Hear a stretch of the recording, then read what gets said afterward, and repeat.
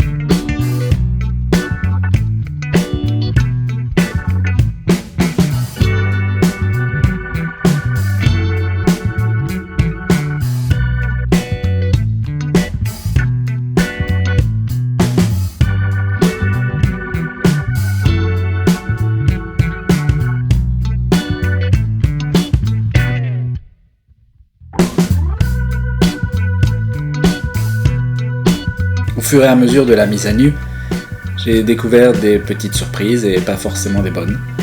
Une partie de la structure du sol est totalement attaquée et mangée par les termites. Et plus grave, un des piliers porteurs de la maison ne touche plus sa base. J'ai donc dû étançonner pour éviter un effondrement. C'est un problème récurrent dans les maisons en bois japonaises, anciennes comme nouvelles. Comme je me chauffe avec un poêle à bois, tous les bois seront brûlés pour éviter toute contamination des parties saines de la maison. Si l'idée d'acheter une Akiya au Japon vous tente, c'est un problème dont vous devez être conscient, car une maison inhabitée, non entretenue, non traitée régulièrement est d'office attaquée.